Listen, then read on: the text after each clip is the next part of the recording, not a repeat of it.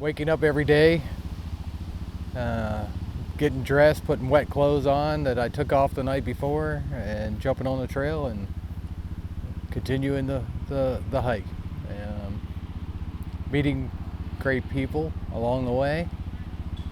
Had a couple beers here and there. It's not just a trail the whole time. Sometimes you have to go to civilization to get your food. And, one of the most challenging things I would have to say is the constant grind on the body, the inability to rest, to get back into shape and let muscles recover, because sometimes it's day after day after day just beating yourself up. Challenges are sticking to a schedule, making sure that you get your miles in before you break, and using that as a priority, and not partying shiny objects like New York City or going off the trail, or staying in towns and having real toilets and real rooms, and being able to stay away from civilization and keeping focus on what the end state is. And I would tell people along the way, eyes on the prize. And of course, Katahdin is the prize. And so there are a lot of challenges. There's challenges of being alone a lot. You're on the trail for hours, and in one case for 23 hours, I did not see another human being while in southern Maine. No southbounders passed by. I ended up in a place where there wasn't anybody that caught up to me at that particular time. So yeah, I just put up my tent, stayed out there in the wilderness on my own. So, well, I don't know if it's completely sunk in yet. I don't know if I've completely walked off the war.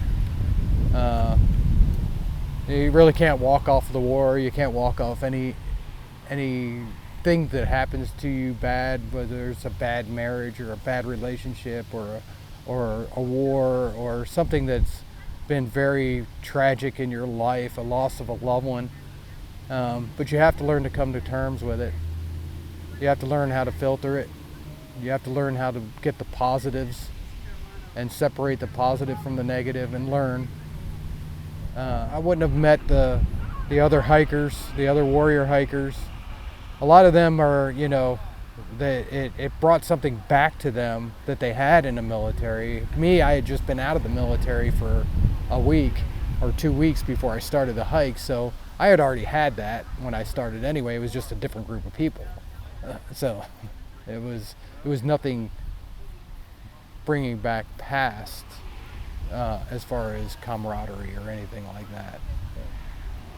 But yeah, if I would have done it by myself, I am glad that I did it as part of Warrior Hike.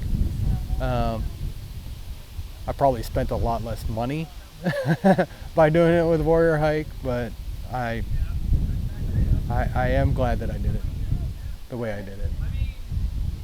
And I'm happy with the ending and the support that everybody gave us and Warrior Hike gave to support my hike along the way.